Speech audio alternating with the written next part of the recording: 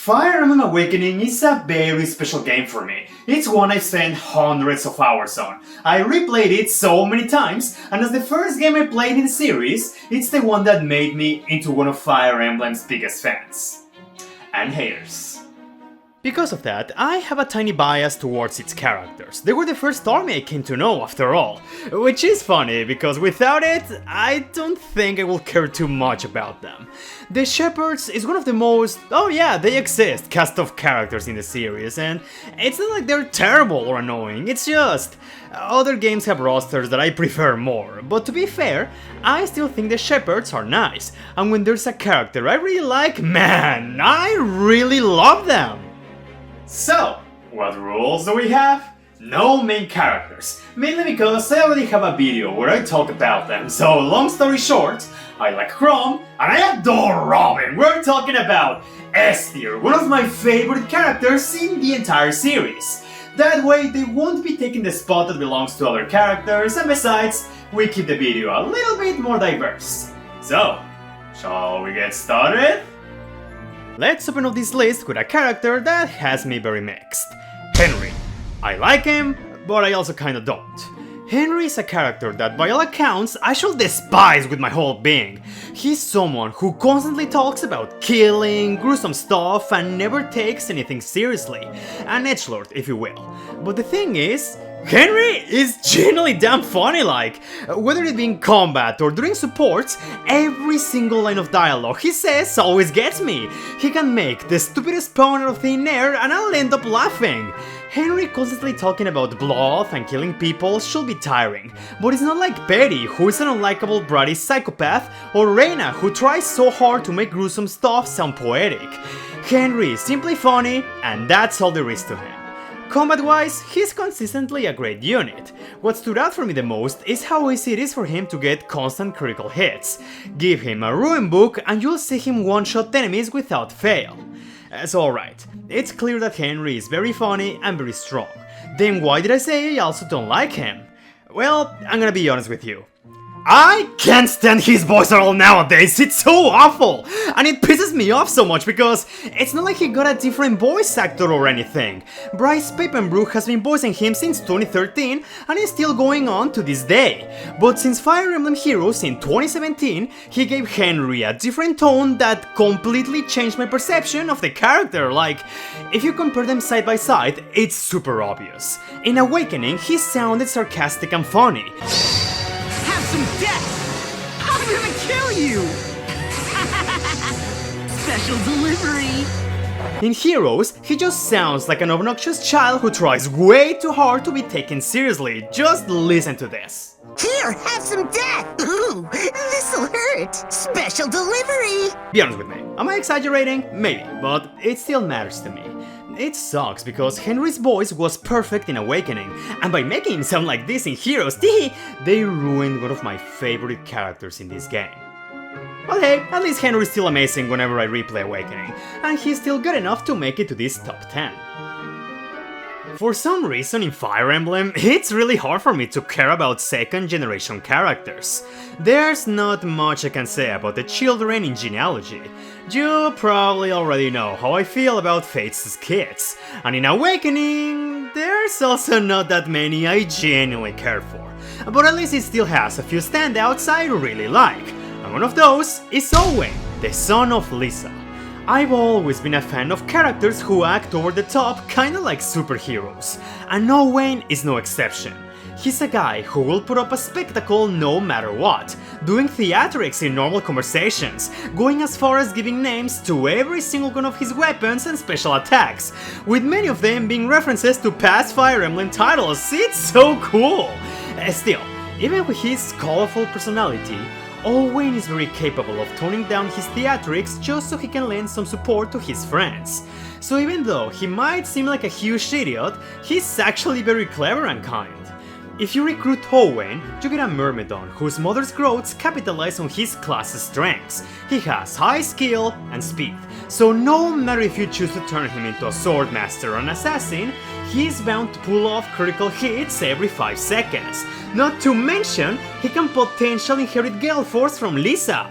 For those who don't know, Gale Force is the skill that defines Fire Emblem Awakening.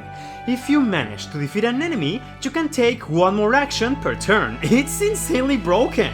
But only select female units can get it, since it's an exclusive skill from the female-only class, the Dark Flyer. But if they get it, and then get married, they can teach this skill to their offspring, which is a huge boon for male units. And Owen is one of those fortunate kids who can get this skill.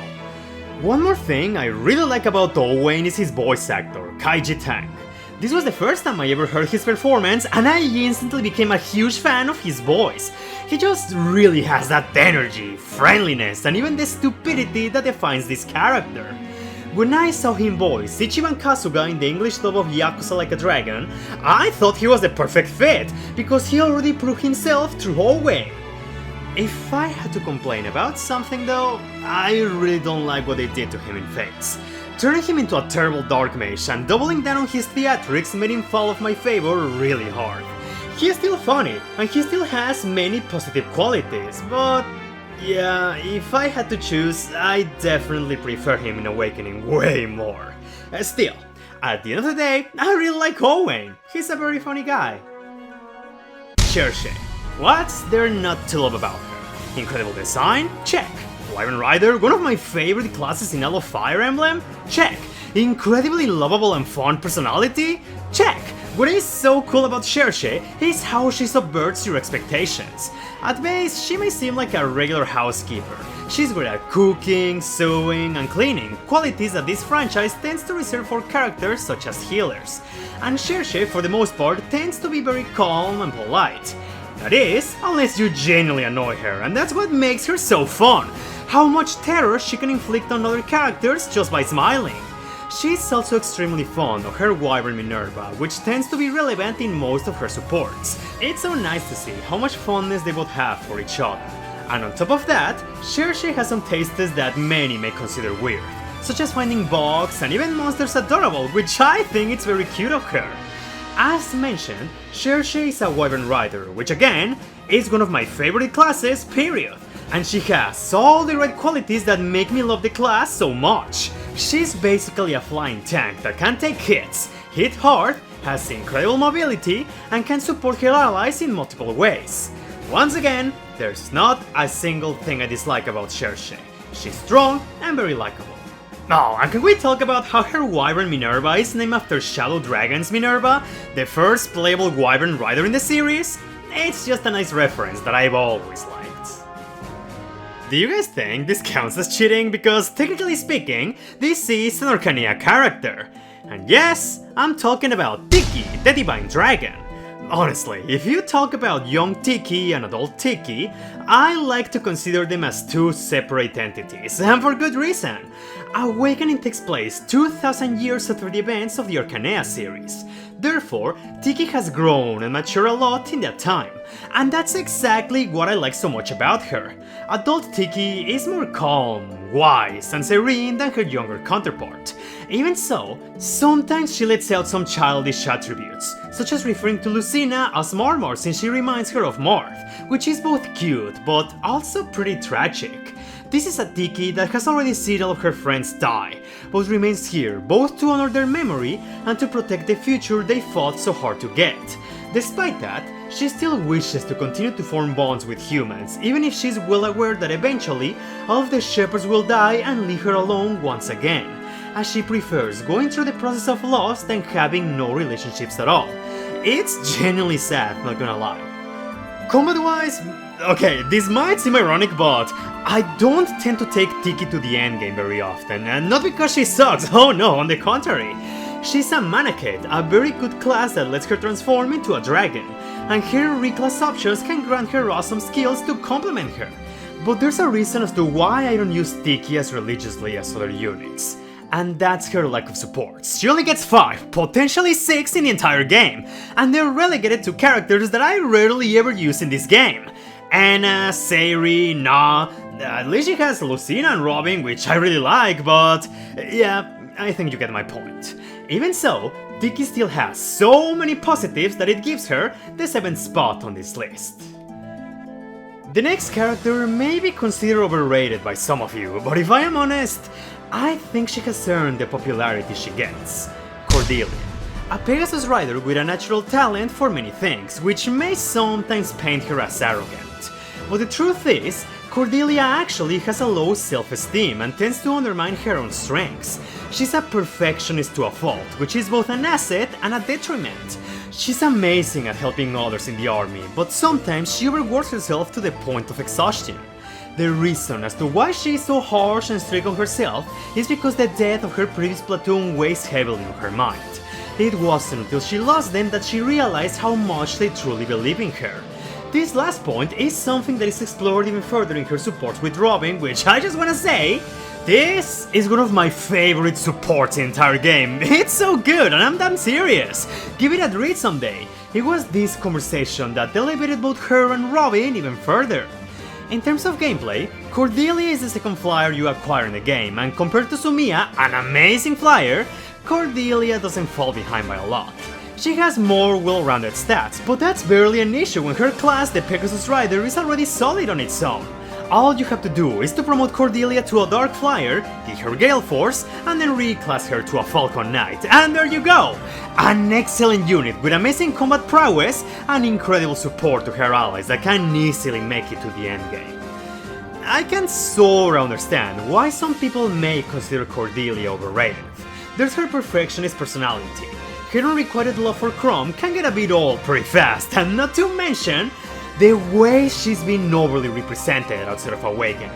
With tons of cards in Cypher, the amount of faults she has in Heroes, being playable in that terrible Warriors game, and she even got her own figure, like, what the hell girl, you're not even a main character! Clearly, Intelligent Systems adores Cordelia, but you know, this doesn't really bother me. I like Cordelia a lot, so yeah, what else can I say? It's not like her daughter Severa, who is one of my most despised characters in the whole series. God, she's so terrible! But not you, Cordelia. I actually really like you. Here we are, once again with a second generation character. Inigo, the son of the dancer Olivia. At first glance, he may not seem like a big deal. Inigo's base trait is that he's a philanderer, taking any opportunity he has to flirt with any woman he comes across. But when you delve deeper, you find a very interesting character. Like any child in Awakening, Inigo lost both of his parents at a young age, but tries his best to keep a happy and optimistic attitude, both to hide his own weaknesses, but also to try to lift everyone's spirits. Just like his mother, Inigo is someone who strives to bring smiles to people by dancing, but since male dancers aren't as common as female dancers, he gets very insecure and suffers from embarrassment when others look at him practice, so it makes for a fun contrast in his personality. Also, every single time he fails to flirt with a woman, his reactions tend to be very comedic. Kinda like Brock from Pokemon, if that makes sense. In your army, again, he's a second generation unit and a male character who can potentially inherit Gale Force from his mother. So yeah, he can be ridiculously good. What makes Inigo special, however, is that he inherits Olivia's high lock stat. And as a mercenary, he has the arm shift skill, which can prevent the loss of weapon durability based on his lock. So by the endgame, you can have an Inigo equipped with the best weapons in the game and make them next unbreakable. It's a really cool niche! My only complaint about Inigo is that since Fire Emblem Heroes, they gave him a new voice actor, and it's not like I hate him or anything. Mick Wingard is a good voice actor and he still does a great job, but come on man. You had Liam O'Brien in Awakening. That man's voice is pure sex. He's incredible. This is your last dance. No hard feelings? It's been lovely. I'm a man of passion. Does anybody know why he never returned to voice Inigo? I miss him so much, but still, at the end of the day, I still like Inigo a lot. It may be easy to dismiss him as another obnoxious flirty character. But if you give him a chance, you'll find out he has a lot of really good qualities to offer, both as a unit and as a character. First, we had Inigo. Now it's the turn of his mother Olivia, and honestly she shares a few similarities with her son, if you remove the flirtiness that is. Olivia is an incredible dancer who suffers from stage fright when people look at her. She's socially awkward and extremely shy, making it easy to startle her. Even so, she's still capable of overcoming her fears to help her allies and tends to be very caring towards them. She teaches these values to her son Inigo, in which all they want is to make people smile through dance. In gameplay, I actually have a fun story with Olivia. As you know, Awakening was my first game in the series, so when I recruited Olivia, I thought she was a terrible unit. Low strength, paper-thin defenses, and only being able to use swords? Man, she sucks! But it turns out that I was simply stupid, and using Olivia for something she was not meant to be. All she has to do is dance, that's it. By dancing, not only is she capable of boosting an ally's stats, but to grant them an extra action on the same turn. And yeah, Awakening explains you this mechanic very well, but back then as a newbie, I didn't find this ability very impressive. I was a huge idiot. Being able to act again on the same turn is one of the greatest things you can do in Fire Emblem. Not just in Awakening, but the whole series in general. Dancing is something only Olivia can do, making her an incredible unit no matter what. And on the rare occasion she may engage in combat, Olivia is still excelling at dodging thanks to her incredible speed, skill, and luck. And yes, it is possible to make Olivia competent in combat through reclassing, which is actually not a bad idea since she has access to the Dark Flare class and thus Gale Force, which you can pass down to Inigo. But at the end of the day, Olivia is someone you want to keep as a support unit. Dancers are some of the most invaluable assets you can have in your army, and Olivia was the one to teach me that. Now, is there anything I dislike about her? Well, I really don't like her voice actress Karen Strassman, but that is completely independent from this video. Anyway, voice aside, I think Olivia is a very lovable character and an incredibly unique unit you must not pass on. In fact, I like her so much that I married her a few times on my many playthroughs of Awakening. You know, what can I say? See ya later, virgins! Someone correct me if I am wrong, but sometimes I feel that this character is a bit underrated, since personally, I don't tend to see Awakening fans mention him very often. And quite frankly, I don't know why! He is so awesome! Gregor. He might not seem like anything special, and honestly, he doesn't really need to be. He's not the greatest unit out there. He has a few more years than the rest of the cast, and his design is very simple. But that's exactly what I like so much about Gregor. He's just a regular guy. But even then, unlike Stahl, who is simple but I find completely unremarkable, I think Gregor has a lot of great qualities that make him so damn likable. The first thing that catches your eye is that he has a Russian accent and speaks in third person, which I find so cool. Your jigging is up. No one to get along, eh? Now to face Maker! Gregor Smash! Gregor is an incredibly friendly guy that enjoys the simple pleasures of life. Due to his advanced age, at least compared to the rest of the cast, and his many adventures, Gregor is surprisingly wise and is very knowledgeable in many different topics, such as health, cooking, and even combat. Despite his job as a mercenary, he is still willing to betray his clients and allies if their beliefs go against his morals, and he can also be a bit sensitive, especially when people refer to him as an old man. Gregor is basically the cool uncle of the shepherds, and he has a lot of good dynamics and supports. As I implied earlier, Gregor is not the most incredible and broken unit you'll have in your barracks. He's good as a mercenary. He has great attack, skill, speed, and respectable bulk. He's a perfectly capable physical unit that will benefit your army if you decide to use him. Nothing more than that. And really, that's why I like Gregor so much. He left a strong impression on me despite looking unremarkable. Sometimes, all you need to be incredible is to be a fun man with a big heart. And Gregor is proof of that. Hence why he is so high on this list. Also fun fact, did you know that if Gregor is Noir's father, he makes a reference to Castlevania 2 Simon's Quest by saying, "What a horrible night to have a curse, yes?" I just find that very funny. I know that by putting this character so high on this list, I may be called a bunch of things. But before you do that, I want you to listen to me. Tharja.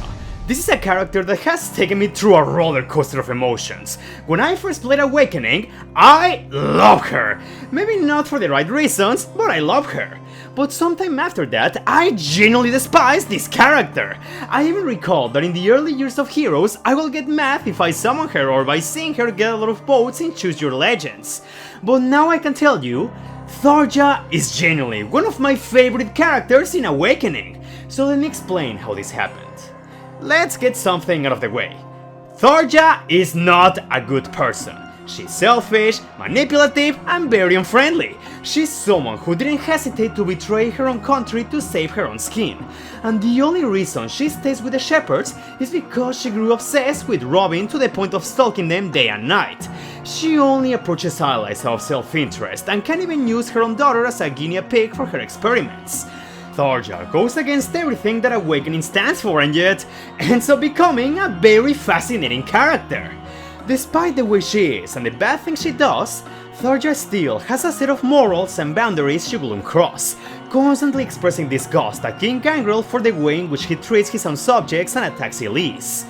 Tharja is far from a saint, but unlike her king, she's capable of becoming a better person.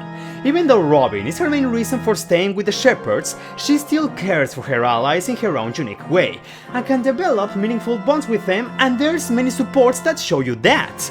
She attempts to help Lonku with his childhood trauma. She wants to spare Noe the pain of knowing her parents or death, helps Gregor and Libra make peace with their past, and even tends to Frederick and Virion's wounds after they protected her in battle. Sure, not all of her supports are winners, but that's another point I want to illustrate. Tharja is a bad person who can do good things. She's morally grey, and that's what I like so much about her. There's two things I want to bring up, and I genuinely don't like about Tharja. One is her obsession with Robin. I would be fine with this if there was a clear explanation why she is that way towards them, but there is nothing of sorts. After reading all of her supports for this video, I couldn't find an explanation that made sense, so I am led to believe she is that way because of fan service, which, I mean, yeah, that is super obvious. Anyone with a brain cell will notice that, but come on, at least give us a bone, you know? The second thing is the relationship with her daughter Noir, as Tharja is responsible for causing her irreparable trauma and being outright abusive towards her in their support conversations. There are some tidbits here and there that paint the relationship in a sorta positive light, but by the end of it, the abusiveness remains, and that is something I straight up cannot defend about her. It really is nothing more than awful writing. Which is so bizarre because again, the writers prove many times how complex and interesting Tharja can be. They just really drop the ball with this support, with her daughter of all people! She's a character with awesome highs and horrible lows, so hey, I cannot blame you if you despise her, but if you look past that and the annoying yandere cliché, you'll find a character that offers much more than just fanservice. Also, she's a great unit. It's a shame she cannot reclass into a Dark Flyer for some reason, but at least she makes for a hell of a Dark Mage, so yeah, that also helps her. One last thing I wanna mention, Tharja was the first unit I ever married in any Fire Emblem game. Even though it was during my teenage years, it gives her a bit of bias to me, so I'm obligated to do this once again. See ya later, virgins! Before I move on, I think it's only fair I bring up some characters that almost made it to the list, but fell just a bit short. Lucina. The kind of protagonist, but also kinda not the protagonist of the game. She was someone I used to dislike many years ago, in part due to being put in Smash. Yes, I was that petty. But also because I found her very boring. Nowadays, I see Lucina in a different light. Her stoic personality is a result of the horrific events she lived in the future and the responsibility she carries as Crumb's daughter. But deep down, Lucina is genuinely kind, caring, and even goofy at times. I really like that about her. While not my favorite, she's a character I appreciated more as time went on. Cynthia. She's sorta like a female version of Owen, in which she always has to put up a spectacle no matter what, idolizing heroes, screaming during battle, doing poses, and even trying to do dramatic entrances. She's incredibly hyper and has a very charming charisma that makes it hard to hate her. She's simply fun, and I think she's neat. Frederick. I will never forget the first impression this man made on me. Frederick is the first pre-promote many Fire Emblem fans came to know. starting the game with higher stats than the rest of the cast, and as so, it was shocking to see how ridiculously strong he was compared to the likes of Chrome and Robin. He's an absolute powerhouse that despite his archetype, can remain relevant through the entire game thanks to reclassing. He's a must to conquer the game's earlier chapters in higher difficulties. Well, I think he's a fine enough character. As a unit, he made a hell of an impact that made me, and many Fire Emblem fans, never forget about him. Also, don't forget, he has the rawest critical hit quote in the entire series. Pick a god and pray. And finally, we have the GOAT, the King, the absolute legend, Mustafa. Seriously, how awesome do you have to be one of the most memorable characters in the whole game, even though you're only there for one chapter? Yeah, Mustafa is not even playable, he's actually a boss you have to kill no matter what. But his personality and dialogue are so good that, I kid you not, he single-handedly makes his chapter one of the greatest in the entire series. It's so emotional and tragic, it really makes you wish there was a way to spare Mustafa. This might sound like a stretch, but I actually wanted to put him on the top 10, but since gameplay plays a role in this video, the very least I can do is put him on the honorable mentions. But hey, at least I'm glad that Intelligent Systems is aware of how much people love Mustafa, as he eventually became playable in Heroes, so that's pretty nice, I love it when they do that. But okay, it's time we move to the final character of this video, which is Nepotism, and by that I mean Morgan, your own child in Fire Emblem Awakening. And yes, I'll admit, there is a lot of bias here. Morgan is basically a mini Robin, as they share the exact same qualities. Both of them woke up in a field with no memories of their past and are amazing tacticians.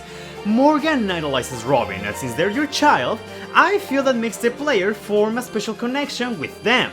It's so cute to see them work so hard and strive to be just like you.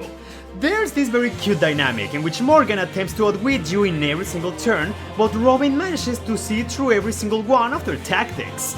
But more than just being a mini you, Morgan also feels like their own character. They're very innocent and have a very positive outlook in life. On female Morgan's case, she can be a bit of a prankster and even devilish to some degree, but in a very hilarious way. As a unit, dude, no question about it, Morgan is the greatest unit in the entire game, and I'm dead serious about it! This is because Robin is already the best parent in the whole game, so not only do they inherit access to almost every single class in the game, but also their incredible stats, so no matter who you marry, you can shape Morgan into any way you desire. Easily the most flexible unit you've ever seen, and they're capable of being even stronger than Robin themselves, which is an extremely high bar. Actually, it gets crazier. In female Morgan's case, she can potentially gain access to the extremely rare Manakate class. Granted, you married Tiki, Nah, or the extremely cursed I married No in Awakening. Again, just more proof of how ridiculously flexible Morgan can be. A unit you must not pass on, and it's so much fun to customize. There's only one thing though. I think it's very clear that I really like female Morgan, and I mean, of course, she's literally my daughter in the game, but I actually don't have much to say about male Morgan, and not because he sucks or anything, oh no! As far as I'm aware, he's just as strong as his female counterpart. But here's the thing.